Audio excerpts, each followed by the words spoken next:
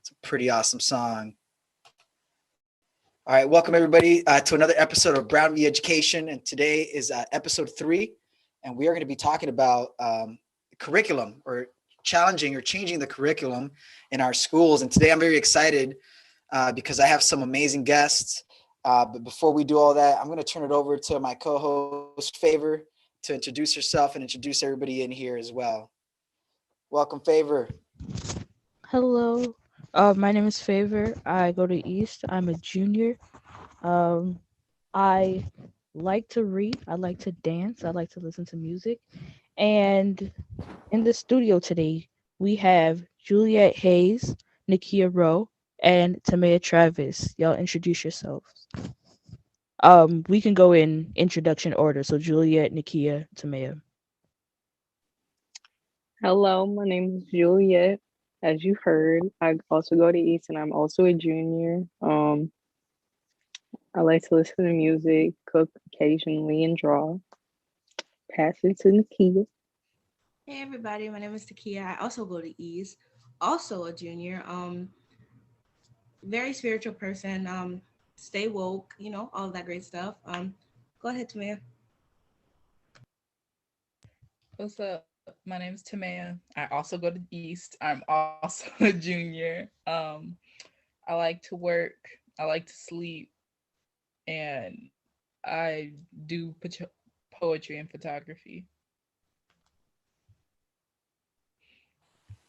Sweet. Thank you. I'm excited to have this conversation with y'all because, to be honest, like all of you in here are like I've had y'all in class, and I know all the work that you all do in school. Y'all are like amazing, talented, in many different ranges of spectrum. So thank you all for being here tonight. For those that are listening, some of the two things that, or the two key people that I'm going to be referencing today, one of them is Dr. Bettina Love. And one of the books that I'm starting to read is We Want to Do More Than Survive. It's a great book that you all should definitely like pick up and learn more about in terms of like some of the things that are happening in our schools in terms of reform and in terms of change. The other book is A Pedagogy for Liberation. This book is also another book that I'm using and I'm reading to also challenge my practices and my mentality when it comes to like how I teach and how I approach teaching. So I'm going to be using this material, and I'm going to be using the students, and the students are going to be the experts here on like, for them to let us know, like, what would they want to see the curriculum look like? What do they want to learn? And, what should school look like for in the future for the rest of us? But before we get started with all that, just remind you all, for those that are tuning in on YouTube, thank you all. I see a couple of folks. I see one.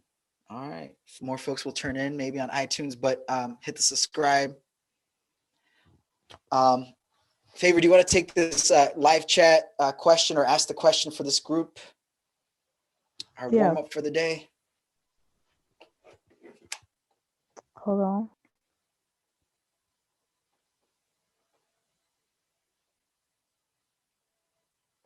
While I'm answering some questions on the chat here, we got more folks tuning in.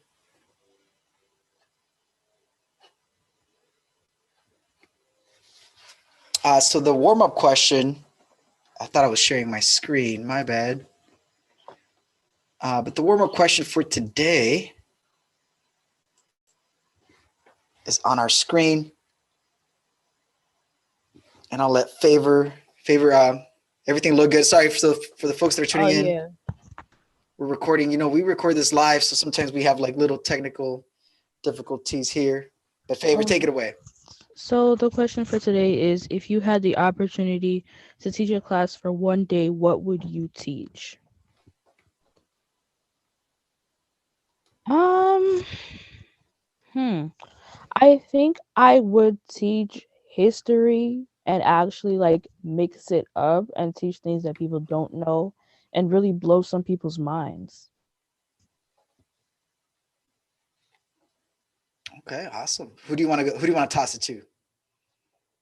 I'll toss it to Juliet. Let me see. I'll probably teach culinary because or like art. but it wouldn't be like one of those basic like cause like it's like drawing one, drawing two. It's just like all types of drawing. If you can't draw noses, I'll show you how to draw noses. If you can't cook a souffle, you can cook a souffle. I mean, I can show you how to cook one. It's just random stuff. It's not just one designated thing. So like basically what Favor said, but like with different things. I bet. Shit. Okay. Who do you want to toss it to? Nikia. I would say that I would definitely choose a business class to teach because no matter what you do or what you choose to do in life, you're gonna have to know how to finance and all of that other stuff and budget and basically how to get to the point. And how to spend that money, right? I'll pass it to Maya.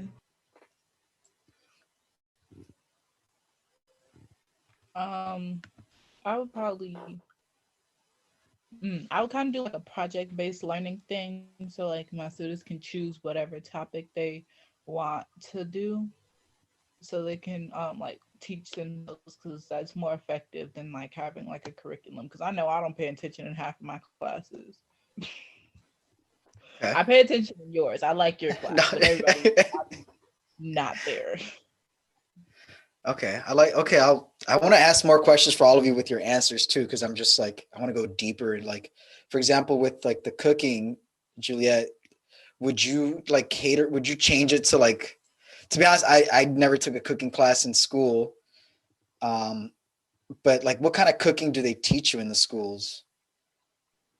I don't know. I feel like I don't actually know because I've never taken one. But from what I hear, they just like I've heard people say, "Oh, we make cookies or we do that." I feel like it's just sometimes basic things. Okay. So It's it's not not like like we're going to have like soul food week, or we're going to have like, like a taco challenge. right or somebody making carne asada or something. Like I don't know. It's just like basic stuff that like you can look at a cookbook pretty easily or just figure it out yourself. Like Mm. I'd probably do something where you'd actually like I don't Last know year, maybe. National Cuisine, we ended up doing a soul food buffet. That was fun, and we enjoyed that. For real? Okay. Where was the invite though? Right. How y'all gonna make Literally, You soul know you the food? honestly had to come down there and beat the security guards. Wait a minute. Honestly, What? Wait. listen, Anyways, back Terrence, on the topic. Wait a minute. Terrence and Wait. David destroyed the food. Oh, I would have done the same thing. Yeah, Never me mind. too. Cause no. Damn, yeah, I didn't hear about it at the school because usually when they do have those like cookouts, I'm usually like one of the first. I go down there and get my plate. I wish I could, but then I can't leave class because if I leave class and come back with food, they're gonna be like, "So where did you go when you need to go to the bathroom about 30 minutes ago?" Mm. I With your fell down the pass, stairs. where's your pass? I fell down the stairs and my leg broke, so I had to go home and come back. All right, well, we'll come back to this conversation. But let's get moving. So check this out, folks. For those that are listening today, what we're going to be doing, I'm going to turn it over next to Favor. She's going to give us some food for the soul with Melanin March. I got a couple of announcements, and then we're going to jump into our conversation. And then we're going to, if we have time, we're going to play a game, Mexican Loteria, with some potential to win some Venmo money here.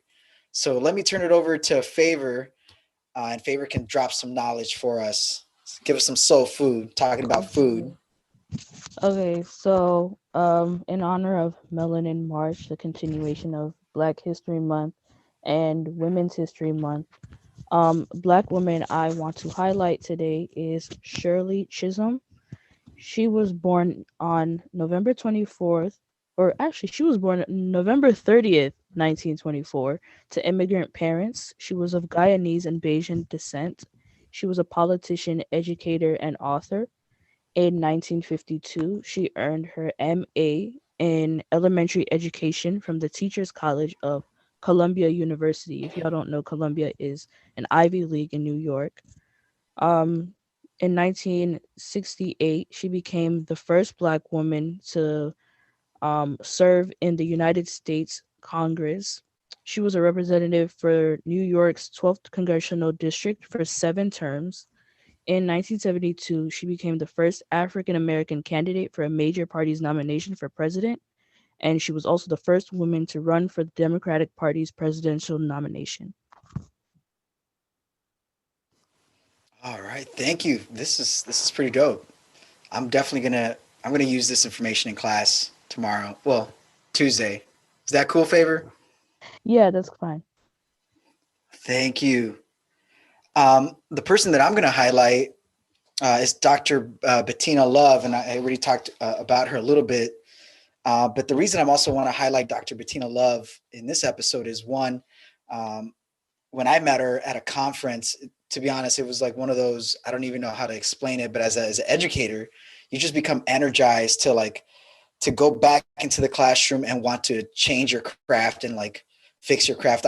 I'm one of those folks that like, I always try to find ways to improve my teaching. So when I met Dr. Bettina Love in a hip hop conference, through actually one of my amazing colleagues, Vera Napity, um, that's how I was able to meet her, and reading her stuff and seeing her also come in conference calls in our school. It's like, she's also one of those folks that I want to highlight that I look up to. And when I'm thinking about my work. So I'm going to play a small clip, a 4-minute clip of Dr. Bettina Love and her response to like what she's noticed during this quarantine and some of the key things that schools should focus on when we start thinking of the normal going back and schools opening up. So let's take a listen to Dr. Bettina Love.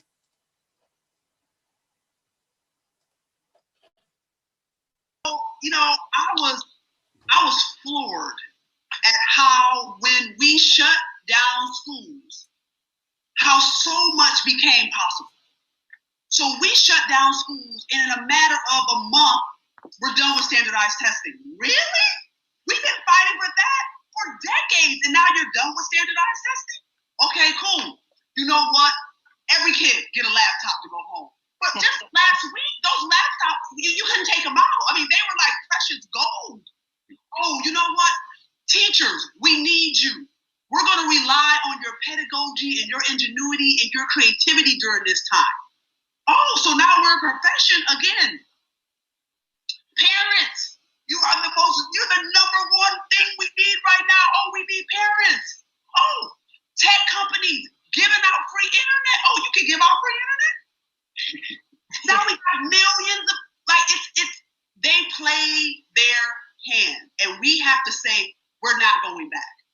The superintendent of the state of Georgia, the state superintendent came out with this beautiful letter around mid-March, and he said, we want compassion over compliance.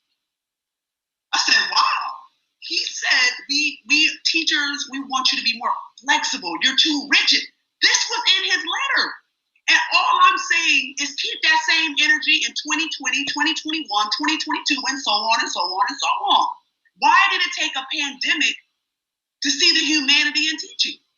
Why did it take a pandemic to see how extraordinary this job is? Why did it take a pandemic to see that we needed resources?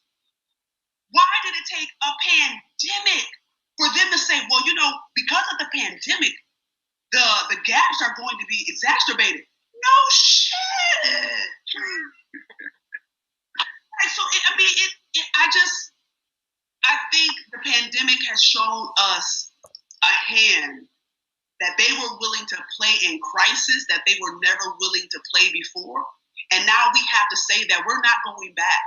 The managing of inequalities, we're not going back. And we have to be clear about that as educators. That's what abolition is about. To say that what you thought was normal, that was not normal. Expelling kids, killing kids. I mean, we haven't had a school shooting.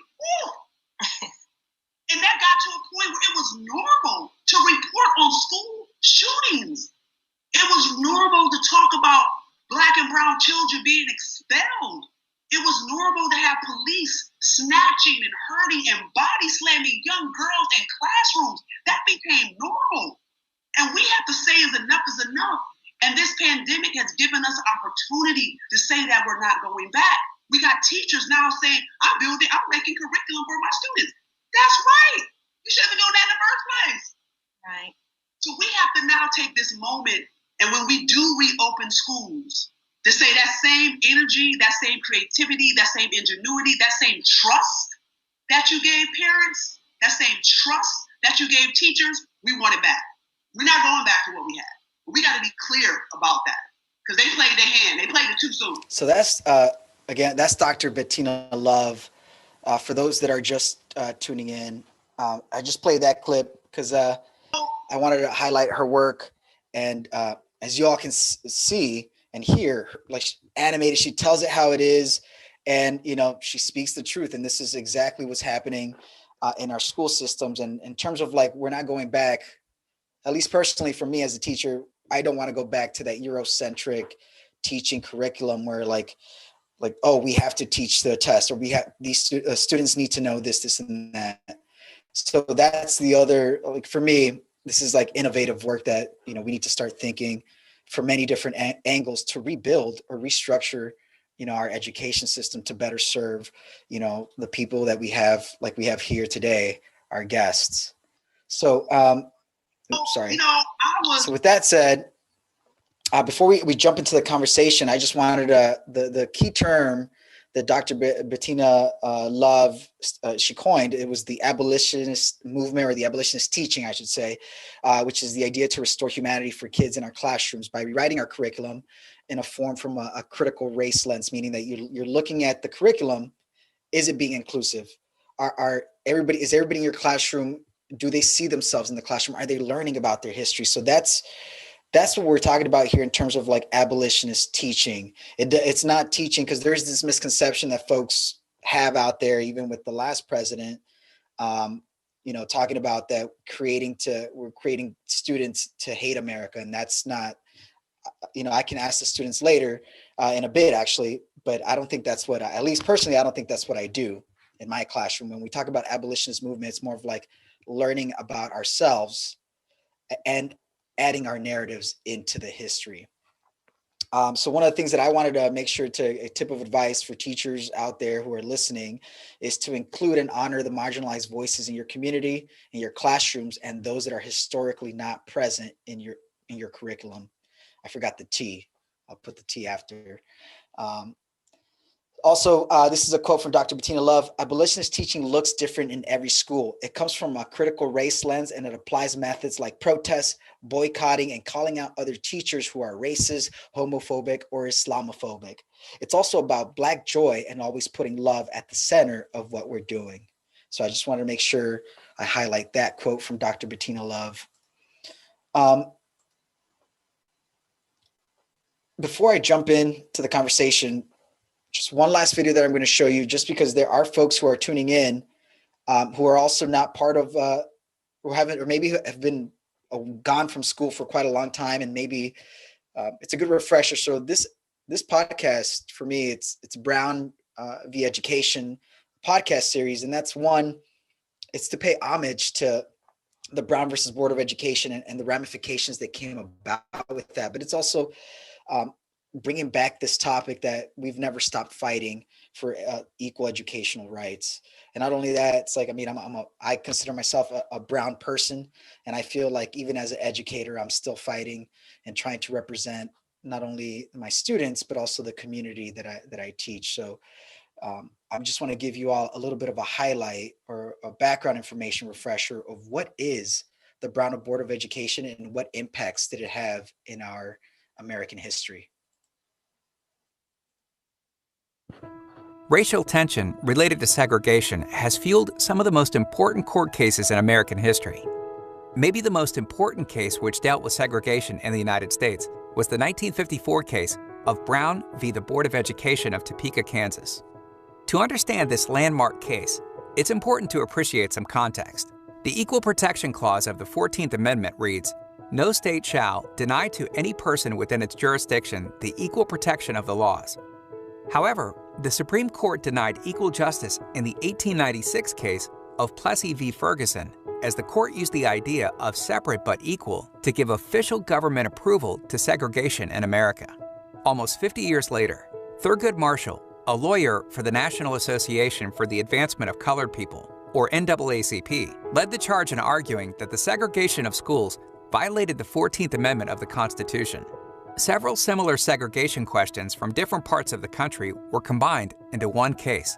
And the case of Linda Brown, a third-grade African-American student from Topeka, Kansas, led the list. Just like many of the other cases that were combined into hers, Linda was denied acceptance into white schools close to her home and was forced to attend a school miles away. While separate was considered equal at the time, Thurgood Marshall argued for the African-American families that white school facilities were often of much higher quality than the separate schools for blacks. Interestingly, in Topeka, there was really no difference in the quality of the two sets of schools. The school for blacks was equally well equipped and had excellent teachers. This focuses attention on the more important question: can schools really be equal if students are segregated merely on the basis of skin color? The Supreme Court heard arguments in the case in 1953, but the justices were deeply divided. They decided to put the case on hold to allow for new briefs and arguments. While the case was on hold, Chief Justice Fred Vinson died and was replaced by California Governor Earl Warren, who believed segregation was unconstitutional. Warren, understanding that many in the South would resist the decision, believed a unanimous decision was important to give the court's ruling legitimacy. When the case resumed in 1954, the court was still divided. Most justices believed that segregation was a violation of the 14th Amendment's Equality Clause, but some believed it was a federalism issue and decisions about how to end segregation should be left at the states.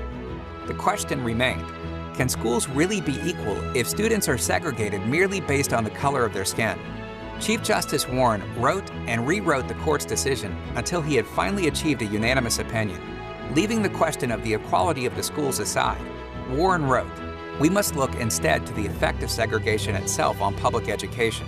So, rather than focusing on whether there was equal opportunity to attend school, they looked at the ill effects of segregation on society. The court based this decision partly on controversial doll experiments used to make the argument that separating students solely because of their race generates a feeling of inferiority. In a unanimous decision, the court ruled that separate educational facilities are inherently unequal. Therefore, the plaintiffs were deprived of the equal protection of the laws guaranteed by the 14th Amendment. Although some Southerners engaged in a massive resistance campaign in which they refused to follow the decision, many Southern communities gradually desegregated their schools in the coming years. The decision in Brown v. the Board of Education helped to chip away at racist social structure by outlawing segregation in schools. It helped to stimulate the civil rights movement, culminating a decade later in the Civil Rights Act, which banned segregation in all public facilities, and the Voting Rights Act, which outlawed racially discriminatory voting restrictions. For more help series.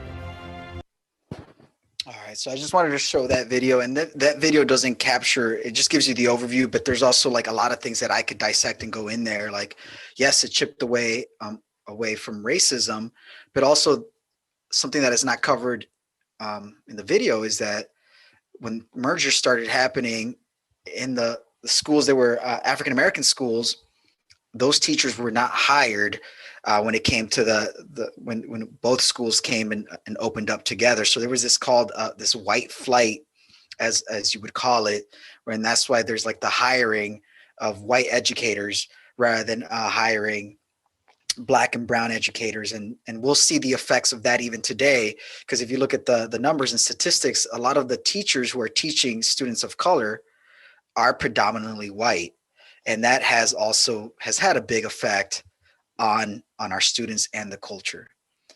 So I just want to give that little bit of background, and then something that I should have mentioned that after Dr. Bettina's love message, that that there hasn't been a school shooting since the pandemic. But actually, one thing that I think it happened, I pulled it up on March 4th, there was a shooting, the first shooting, actually, a school shooting, which is kind of sad. It's happened at Watson Chapel Junior High, which was in southeast of Little Rock. So I just also wanted to throw that out there. Schools started opening up. This school started opening up, and this is what we get in the news we get. So some sad news out there, but unrelated to that. So here's a couple of information that I just want you all that I found and I've been reading and I wanted to share with you all. is that there was a research done in 2017 that the study showed that in 6 school districts, students performed better in schools and were more likely to graduate from high school and have higher college aspirations if they had teachers that looked like them. And not only that, but the study also showed that the teachers with the same race, the students felt that they were more cared for, and they were actually had more interest in their schoolwork and were more confident in their teachers' abilities to communicate and teach with them. So just throwing that information out there, just to let for the folks that are listening that tuned in, it's like, again, the importance of having teachers of color in the classroom is one in terms of like abolitionist or abolitionist teaching and abolitionist movement in the education world is to get more Black and brown bodies in the school. But not only that, instead of just taking the curriculum, the Eurocentric curriculum, and just regurgitating it, is we also have to look at the curriculum as well. So with that said, I'm going to turn it over to Favor, and let her lead the discussion in terms of like, what would you all like your school to look like in the next year, the next few years, and like for your kin, for your family. So Favor, take it away.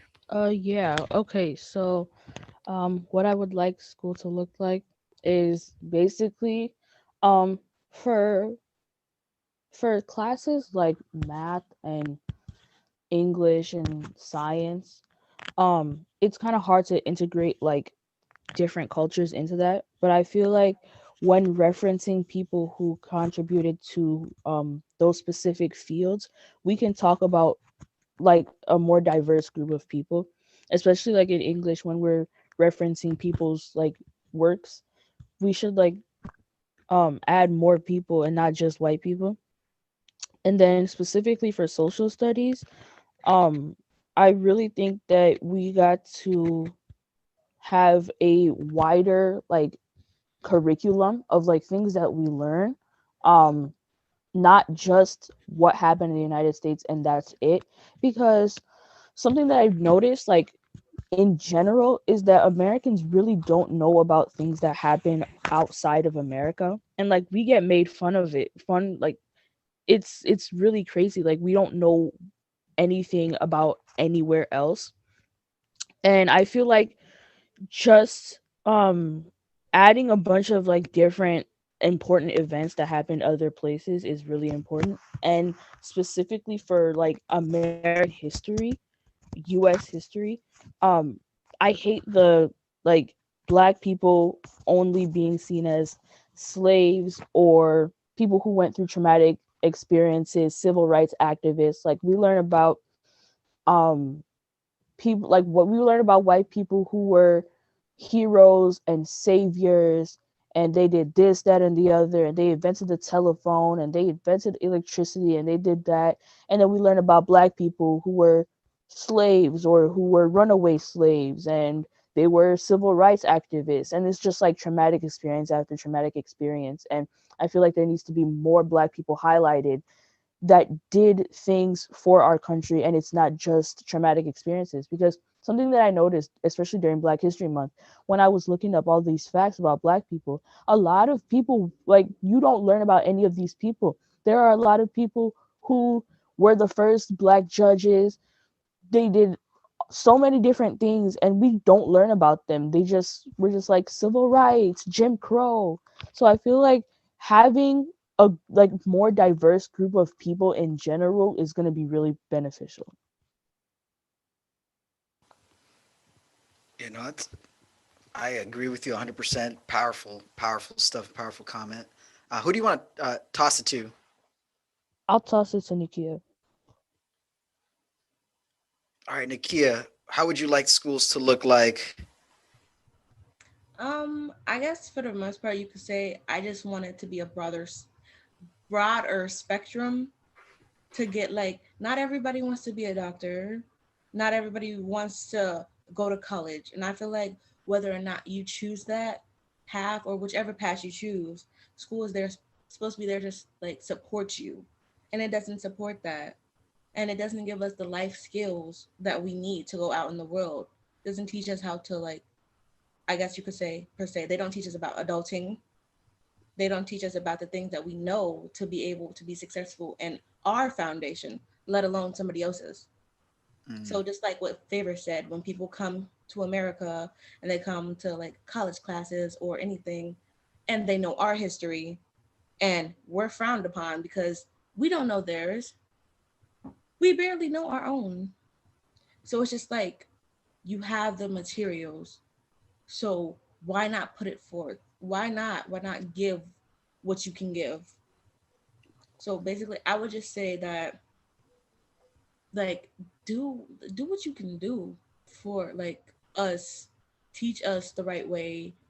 Don't withhold because you're scared of what can happen. Because if we all don't do something because we scared, it's the ghetto. So I would just say that if you're gonna do it right.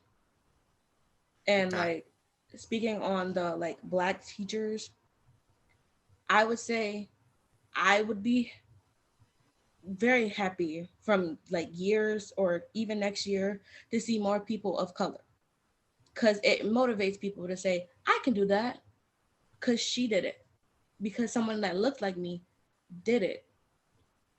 But usually how black is portrayed in the media is gangbangers and violence. Less of that and more of you can do that, you can get a degree. So basically just showing the full narrative, not just one sided. Mm. Sweet. I'll pass, Thank you. Who do you want to toss it to? I'll pass it to TaMaya. Um, yeah, I agree with what they said. But there's also in America there is no requirement for to teach like history things. Like there's no like the teachers can pick and choose what they choose in like in a history class. Like they don't have to teach about like anything with the Black Panther Party. They don't have to think about the teach about the civil rights movement. And pretty much every time teachers do anything about any type of Black history, it's slavery, Rosa Parks, Martin Luther King, Harriet Tubman, and we love them, we stand them. But there have been several other things that have happened that are as vital for students to know. And then especially because every other country knows everything about America and we know nothing about them. Nothing. The American school system is so messed up in that way because how are we going to be able to do things in life if we don't know our nation's history, if we know bits and pieces and they don't tie together? If we want to move to a different country and we have to take like a citizenship test, we don't know these things because we're not taught and we have to learn them on our own. And a lot of students aren't going to take the initiative to just go and learn things on their own. That's why we're sent to school. You know, you touched on a point on the U.S. and the citizenship test. Like, so my dad took the citizenship test and became a citizen, and when I was helping him, like, we would sit in McDonald's and like, study, and all the questions, yeah, they were like, who's the founding father of America? Then they asked about Abe Lincoln, and then the only question that they asked was that I can remember of like a person of color was who's Martin Luther King.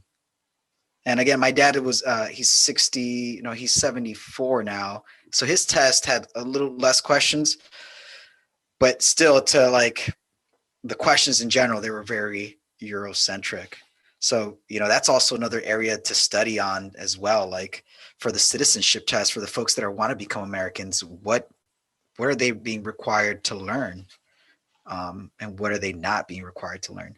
But that's just a random thought that I have in my head. I'm assuming you want to, so we're going to toss it to Juliette.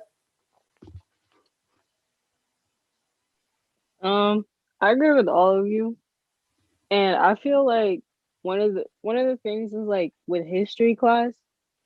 For me, if I can remember, I've never had a black teacher or teacher like a person of color teach any of my history classes, which with some of the terms and everything, like things that they say come off uncomfortable. Like in my current class, there have been times where like uh the other, he's not like a teacher, he's it's the other person who helps out in the class. Like there are things that he says that is just uncomfortable to hear because of like terminology. Like it's one of those things where it's like just because you can say it, it's like you really shouldn't, because it's still like weird to hear. And especially coming from someone, and it's like the videos that they pick out, it's mainly white people. And it's like, I know there are black people who talk about this. Of course there are, because like it's our history and stuff. And they really, like TaMaya was saying, they don't have to teach that. They never will have to teach that unless they want to. And I've never, like me myself, I've never like learned about half these people that I know now. And I've told one of my freshman history teachers that I don't know who this person is. And he was like, really? And I was like, yeah, I've never heard of who this was. And for the longest time, it's always been Ruby Bridges and like Rosa Parks, Martin Luther King, Malcolm X. Like there's been a few times where I've seen that Ruby Bridges more than once. It is There's been too many times where I heard about Rosa Parks set. She didn't move, and that's why we can, like, I understand that it is great because now we can do a lot more, but it's still like we're still restricted, and that's heavily shows like in our curriculum. Because like what Faber is saying, like they don't tie in anything to the other classes. Like when they talk about things, they list off people who are white. Most of the time they'll be like Christopher Columbus, and he discovered when he didn't. Christopher Columbus spread diseases and killed those people. He didn't discover anything. He lied. And it's just like people like him really shouldn't be like, there's a whole Christopher Columbus Day for a man who stole, lied, and gave people diseases and killed them off in the end. Why do we celebrate him? What's so great about him? Like, if you take time to boil half these things down, you really see that half the people who we talk about it makes seem so great are not as great as they may seem or as they're talked about as. And what I see a lot, touching back to, I can't think now, but the white savior thing, there will be like movies like about like slavery and everything, and there's always that one, here's a white savior we'll put in. And not even movies about slavery. It'll be completely different movies. Like Black Freedom Panther maybe, if you Riders. want to put that. Oh, I was gonna say we've all seen Freedom Riders. Like they make us Yep. watch it. Right. Like even Black Panther, there is still that white dude who was kind of a white savior. Like he wasn't like that big of a like part though, because like still it's like a white savior always has to be implemented for some reason. They always have to make sure that, you know, it caters to white people so they feel included. Like, no, you don't have to be included in everything. That's with so many other things. They come at us for wearing weave and do this. They're gatekeeping a hairstyle. It's not, it's more than a hairstyle. Why do you want to be included in that? That's why your hair falls out now, because it doesn't fit your hair. It's not meant for you. It's a protective style. It's not just a hairstyle. There's history behind it. Like there's so much more that they need to feel included in. And that's not even all the times it's white people. It's more than that. But it's like, it's not your history. And it's basically not your business. So why do you need to feel included? They've included themselves in so many things to where the school system is just basically borderline. No Black History Month, happy Black History Month. Let's talk about some other white historic person who did something for Black people again. Woohoo. Let's on the morning announcement talking about Martin Luther King for the 13th time. Woohoo. Like, no, like we need actual things supporting us, like actual things that are catering to us. Like people are tired of the white savior stuff. People are tired of hearing the same old people time and time again. I don't need it engraved into my head that Ruby Bridges went to an all-white school. We know this. I don't need that engraved. The citizenship test. If I wanted to be a citizen somewhere else, I know nothing about those places unless I look them up myself. That's an issue. That's a heavy issue. And like nobody seems to realize half these things that we're bringing up right now are issues. Like you really have to understand, boil everything down, that half the things that they talk about, those people are not as great as they seem. Those people are not, should not be held up to a standard. There's no reason to be a white savior. There should be no reason that other people coming from other places know more about the US than we know about them, like y'all were saying. There should be no reason for half this stuff happening. There should be no reason that nowadays it seems like these teachers are like actually starting to care more, but they didn't care when we were in school. They didn't care that they were giving us a lot of work. They weren't listening when people said that this work is a lot. Why do you care now when we say that this work is a lot and that we feel depressed? Why do you care more about that? Why do you care so much now when you like had a chance before? Why do you feel the need to incorporate Black history now when you should have been doing it from a while ago? Why do you feel the need now to make sure that kids know that you're Black, we feel you? Saying you feel us, you don't feel us. You don't feel pain. You don't feel what people out here have felt. You're a white person talking about, I feel colorism. No, you don't. People of lighter skin tone do not face as much hatred as darker skinned women do, or brown skinned women. Like me as light skin, I've never had somebody say, oh, you're light skinned, you're ugly. Like, no, I've never heard that. But I tell you this, somebody, one of my friends, any of them, has probably heard once in their life, oh, you're a dark skinned woman, I don't want to date you because you're like my sister or something. Or something so out of randomness that's like, why? Like, you don't feel us, you don't see us. It's glad that you support, but in this time, we need more Black people supporting us than the white saviors or the people who need to feel, if I don't support Black people, they're gonna. No, you don't have to. There's no reason that, like, I'm not gonna say names, but there's this girl who went to East.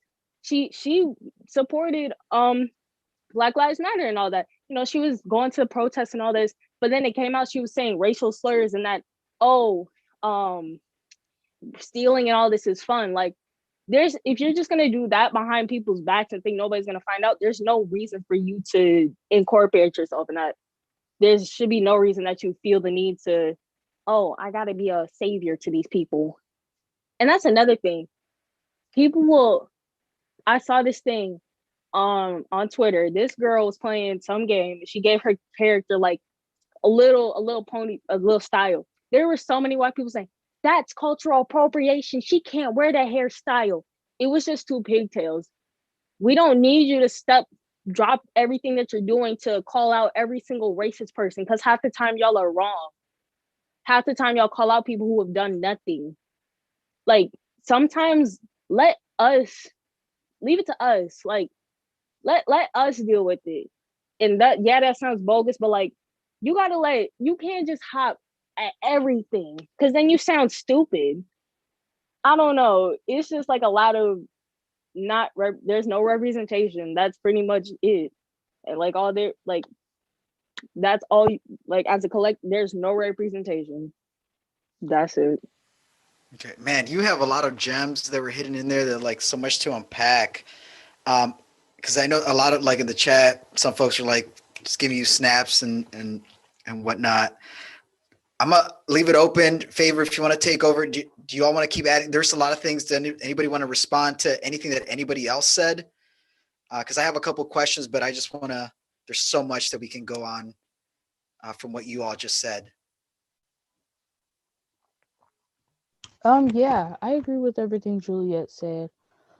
There's a lot of flaws in our system. There's a lot of things that need to be changed. There's a lot of things that there needs to be fixed.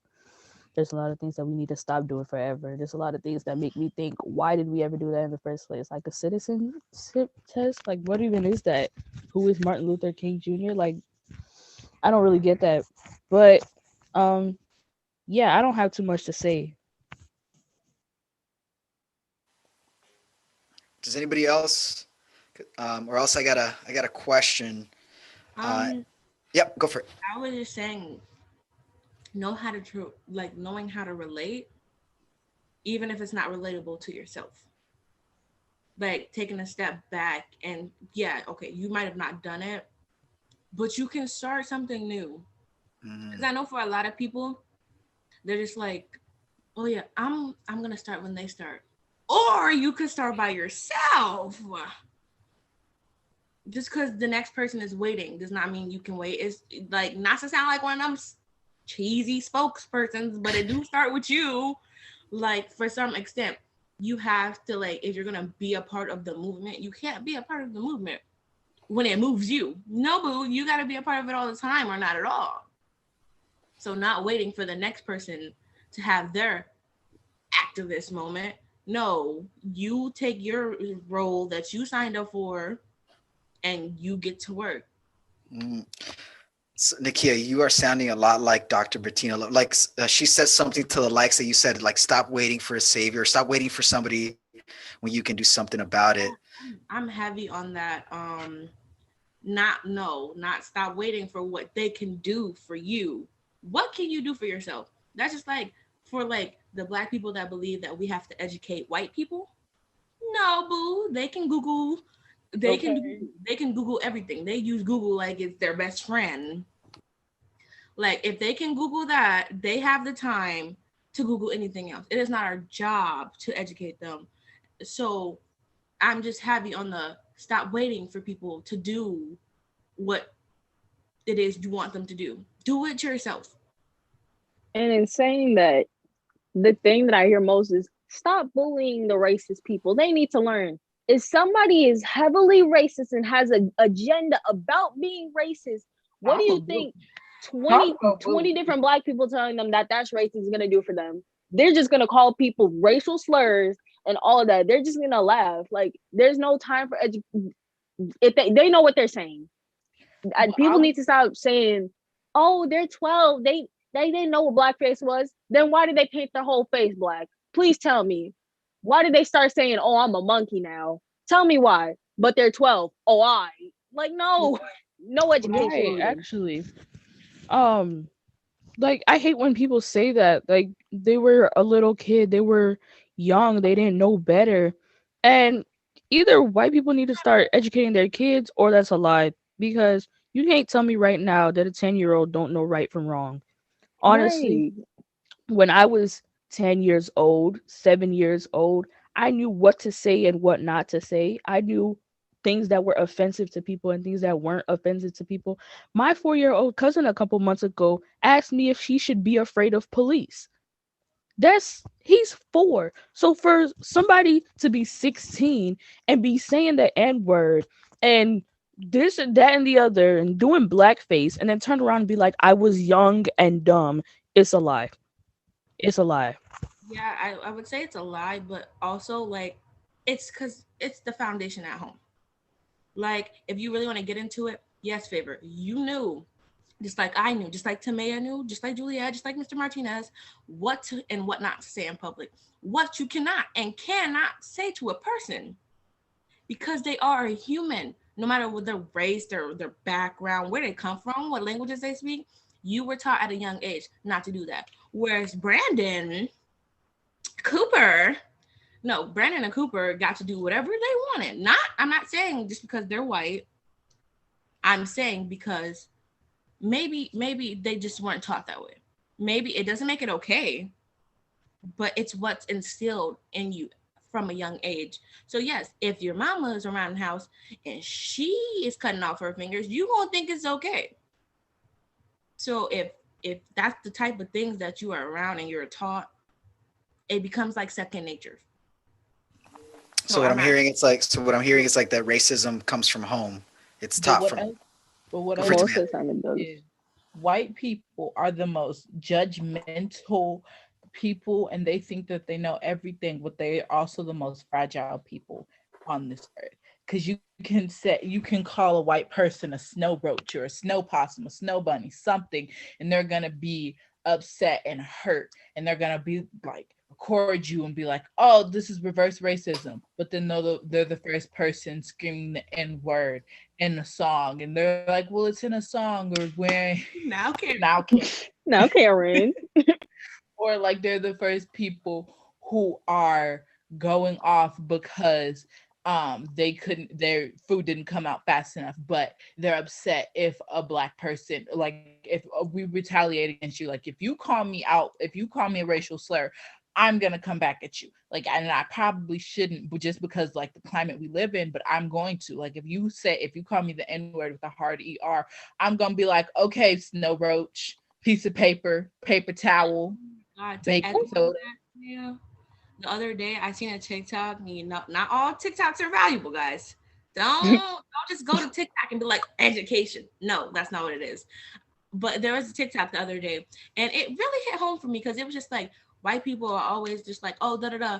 It has nothing to do with just specifically Black people. And it's just like, okay, if it doesn't have anything to do with just specifically Black people, why don't I see you out here trying to say Asian slurs? Why don't I hear you out here trying to say Latino slurs, Hispanic slurs? Why is it just the N word? Why are Right. y'all Right. not fighting to say none of the other stuff? But why? And But again, why? and with that, why do they want to say it so bad? Do you feel rebellious, Connor? Well, I'm gonna Okay, go say it, and then you gonna But, get your stuff but, rocked because people but don't play what that. else it is that white people it'll be the most racist white people at a Black Lives Matter rally, but be they're only there because it's convenient in that moment. They're only there to look like an ally when in reality they couldn't care less about the Black Lives Matter movement. I saw one of my managers at a Black Lives Matter rally this summer, and then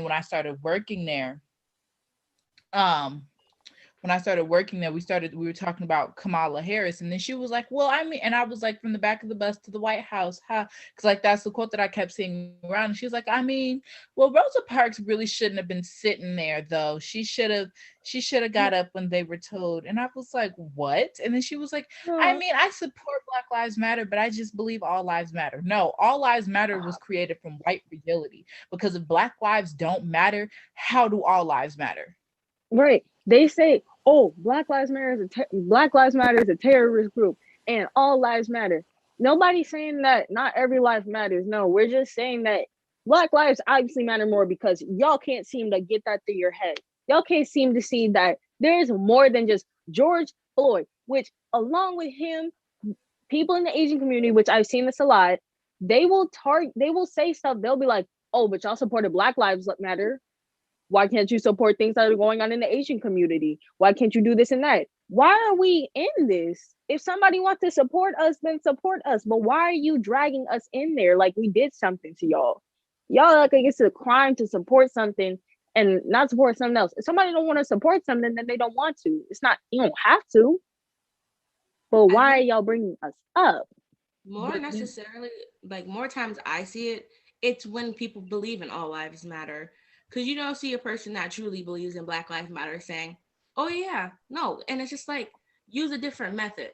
If houses are on fire and your houses are not on fire and everybody's going to get water to help put out the fires in the other houses, and you're just like, well, my house matters too. Okay, but is your house on fuck your fire? house. Right, like no, does your house matters because you don't want it to burn up. But is your house on fire, No, not Karen? on No, it fire. is not. So Some of just these to people really be fighting for no so reason. so to try to tie everything together from what I'm hearing, this is all great conversations because this is like there's again so many things that we can dissect and discuss. But when we're talking about the curriculum in the classroom, because it is very Eurocentric, and just to let you all like as a teacher, there has been, and from what I've seen in my readings and even in the news, I mean, when we try to reform and change the curriculum to include Black and Brown voices, and also to include, marginalized communities in the curriculum, there's always pushback. And Julia, you talked about white fragility. For example, I think it was in Arizona or Nevada where and in some places in California where like the introduction of Chicano Latino studies classes or the introduction of African American history classes and books by Chicano Latino authors or African American authors have been banned. So there is that. How, you know, I guess what would you all say like for especially also like the schools that want to change and the demographics are still white in terms of like teachers, like what do you say to them if when you get pushback, because a lot of the pushback does come back from either the school district, the parents, the community. Like, what do you? What are some of the words of encouragement for for white teachers to be true allies? What would you say to them? Like, hey, we want this to happen. I guess I guess that's the word that I'm trying to find. Like, what's the message that you want them to hear? Um, Stop trying to like stop trying to do too much. If you want to be an actual ally to Black Lives Matter, you don't have to step down every moment to make it known. It's not even the little things. It's not just going out to marches and all that and being there. It's like talking about it and within your range. Like don't start trying to talk about something you don't know, because then like I mean you're obviously gonna get like educated, but then you can't be mad that somebody's telling you like what you're saying is wrong. But like start like actually doing something. If you hear like a bunch of like teachers and students saying that, hey, you know, we want to change this and this, then be with them. Start understanding and learning. Like I don't know. I want schools to stop just celebrating Black history in the month of February. Like, and even last year, even though it was just all Black excellence and because of them we can, they only mentioned the same people over and over again and just rotated them. I want us to be able to learn about things that are actually affecting us to this day, like the systemic racism in the schools. Like, I don't want to just be celebrated for 1 month out of the year. See, let me, Nikia. I was gonna let Favor go. She kept on coming on and off of mute. Oh, okay. Sorry, favor, go for it. yeah, I don't have a message for the teachers who are wanting to do better and be more inclusive. Good for y'all. But I do have a message for the people who are pushing back. And I want somebody to share this with them so they can hear our entire conversation. Get over yourself. That's my message to all the parents and the school districts and the superintendents that always have something to say when we want to be more inclusive, when teachers actually try to be more inclusive and add more things to their curriculum and actually educate students. Get over yourself. I know so much white history, but until I like get out of school and teach myself, I know nothing compared to the white history that I know. I go to school to learn, not to sit there and just do whatever. So if I'm at school, y'all better teach me. I know all about the Oregon Trail and Manifest Destiny and all that, but compared to white history, we know nothing about black history. We've been learning about white history since school started, since the beginning. Y'all teach the same things year after year after year after year, and then wonder why students of other countries are doing better than us overall. Get over yourself. It's not about you, it's not about your feelings. If you truly cared about your children's education, you would have nothing to say. So if you have something to say, just accept that you're racist and move on, and then we'll know where to go from there. Exactly. And I guess mine is it takes more than a book.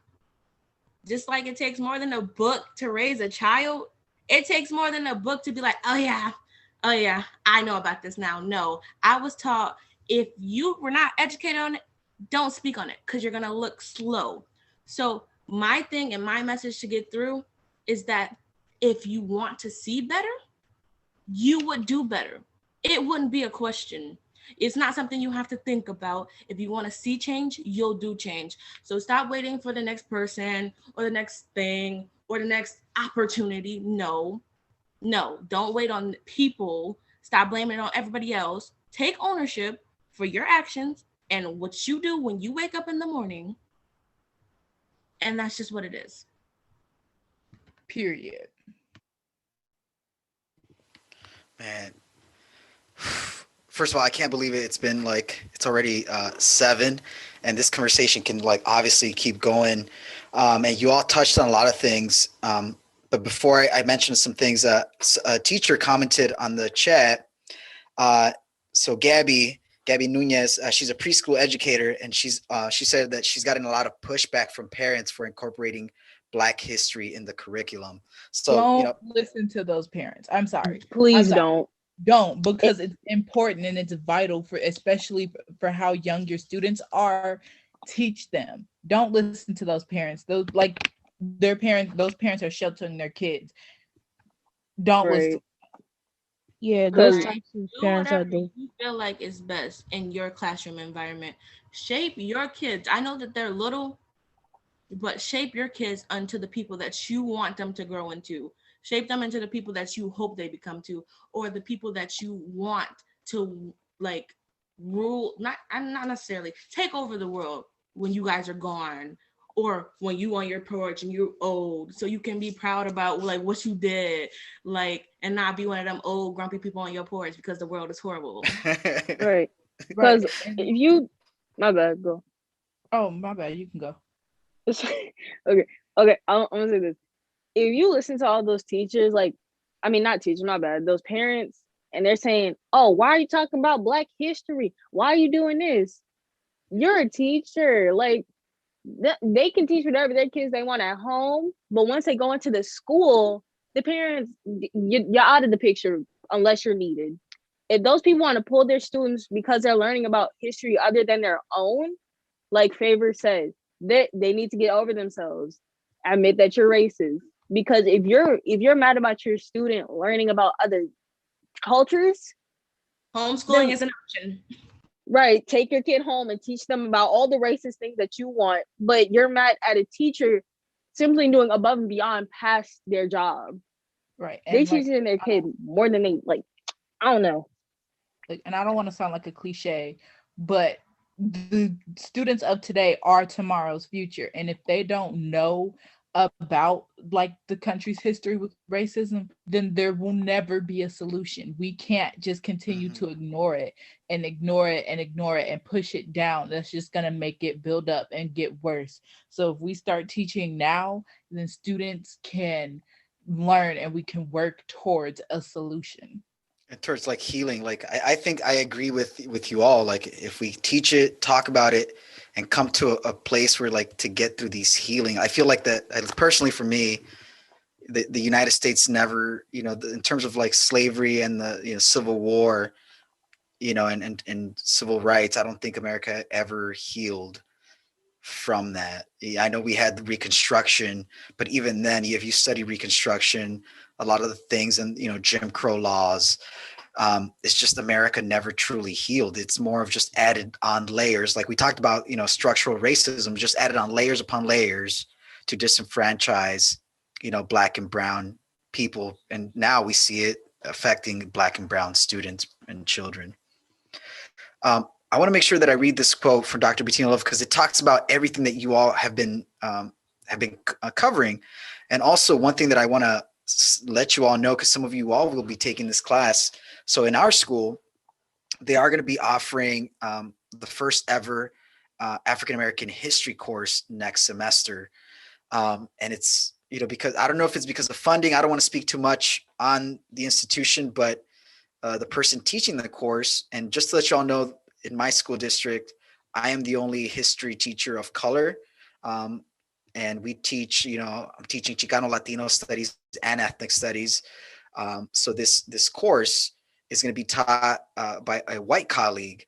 And the reason why I say that is, the students that are going to be taking that course, that I know who some of you are already enrolled, is to also make sure to challenge, like the same conversation that we had here, definitely challenge your teacher, keep challenging your teacher to bring more content and to keep doing their research.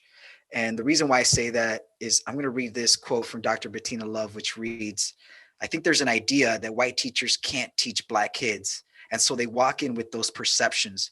And so what we try to do in School of Education, and particularly at the University of Georgia, is to challenge them and get them to think outside the box. You saying you love children is great, but that's not enough. particularly to teach students of color, because you don't need to just love them. You need to learn, you need to love their culture. So I want to leave y'all with that quote from Dr. Bettina Love, because if you're going to be a white teacher teaching students of color, it's not about like, oh, I love my students. That's like, great, thanks. But it's also the other extra step. What are you doing to learn about them, their struggles, learning about like the things that they face? You know, I have a lot of stories. I've had a story where a young lady, freshman year, her hijab, she came in crying, talking about how her white bus driver told her that she couldn't get on, and you know, and hearing those experiences, and she was only a ninth grader. So at that time, how old? I forget the age. How old were y'all at 19? I mean, uh, said 19 at what grade is it? Ninth grade. Yeah. 14 turning 15. 14, I'm 15. 15. Okay, so 14, 15. Turning 15.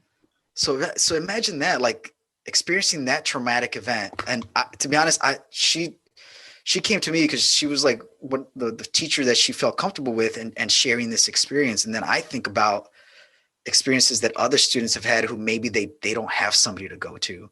So I want teachers to also think about that, you know, to learn about the things that students are facing. And to be honest, I didn't even know how to handle it at that moment, but then it's like you quickly adapt and change, and you just like, you sympathize because you've gone through it, and you're like, you have to like, I don't know, I don't even know how to describe it, but you're like, it just kicks into like, I got you, you're here, you're safe. You know, the curriculum can wait. Take your time to breathe and like relax and find a happy medium, I guess, for you to like process all this. So that's something that I just wanted to point out for those that are listening, for those that are educators. So before I turn it on to, because I know there's some folks actually, they're messaging me like, are we playing the game too? Like, did I miss the game?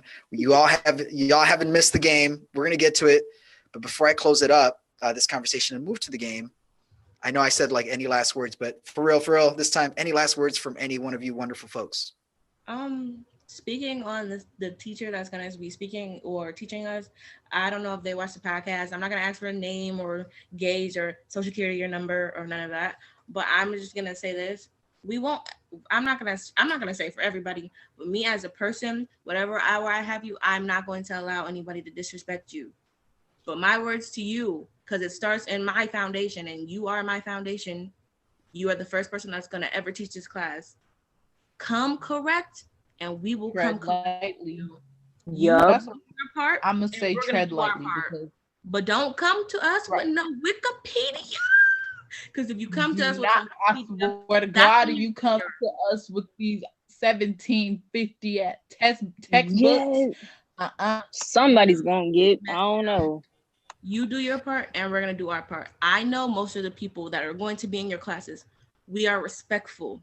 And we will probably have it together, to be honest with you. Let me tell you something. We also don't play about our history. So you do us wrong and it'll be a long year. Right. Like, don't say something that you don't know about. Because if you start talking about something you don't know about, you definitely, I'm sorry, people do not play like that. They're going to be like, hold up, what did he or she say? Repeat that again. Also, just because it's in the book, just because it's in the song, doesn't mean you can say it. Right. Just because it's not, like, that's like saying, like, I'm not gonna say the teacher, but he was in my history. Same, he was saying blacks and Negro and all that. Just because you can say that, don't mean you shouldn't say that at all. I don't. You shouldn't. Please don't. It's not gonna turn out well. Don't do it. And just because it's in the book does not mean it's correct. Amen. Hallelujah. Because our words English teachers love reading To Kill a Mockingbird and saying, yes, every time To Kill a Mockingbird is their favorite. Let me tell you, I had to switch out of 3 classes when I was at West. Because if you come correct and you come with them checks, boo, and you can pinpoint, yes, ma'am. But if you come wrong, it's gonna be checkmate. Okay. Yeah. Just do your part. We're not disrespectful, but we can get there. We will correct you in the most polite way possible, and you will not be knowing what to do. We're very heavy on And that. if somebody corrects, if like a student corrects you on something that you're wrong about, and you like don't say anything. Don't be actually I'm the teacher. I know because you don't know because somebody had to correct you. If somebody has to correct you about it, then you obviously didn't know and let it go. If you argue with them, it's not going to turn out pretty. No Yeah. disrespect. We're not coming at you sideways. This is us coming to you as your student saying you are the foundation of it. Please give us a good foundation for us, for you, and the future of the class.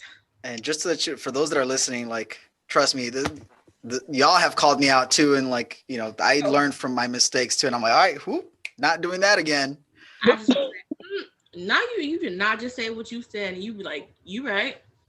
So another thing is when we tell you something, we're not telling you to get under your skin. So don't be We're one of not those telling you teachers for that our are just health. We're like, telling you because this is what we right. see, and this Don't is be what one of you them teachers that are think. just like, well, somebody Google it, or like one of those No, teachers because that go out of their way to prove us wrong. legit, Right? I Like, called, because why would you out do one of my that? teachers at the beginning of the year, and you know what she told us? She told us that she would sleep on it and see what she sees in her dreams and let us know. Wait a minute, huh? Wait, what? Run that back, Because Turbo. Yeah. I'm not gonna name no teachers because my mama had already emailed her and Mr. Carney, so it was handled swiftly. But we had an assignment, and the entire assignment was basically analyzing Donald Trump's tweets and a bunch of different racist tweets that had like slurs and stuff in it, and it was very wrong. And there was only three people of color in my class. And when we asked her that, we were like, we don't feel comfortable doing this assignment. So we like, is there an alternative? Is there something else? And she was like, well, I'll go to sleep tonight and see what I dream up, and I'll let you guys know next class. There would not be a next class because what? Well, now Sorry, she hates me and has a what? vendetta against me, but it's okay because my mom said, per my last email. Oh no! Oh my God. Oh no! That's how you know it went down. Wait, are you like literally gonna like pull it up and read it? Oh, you want me to? Oh no, I thought that's what you were gonna do. No. I can. No. Oh Lord! But let's touch base. I want to talk to you about that, like on a side personal note. Yeah, tell Let's me who the talk about teacher that. is. I'm not going. I'm not. I just want to know what teacher it is so I can stay away. I'll Yeah, type it in our group chat. Thank you. awesome. All right.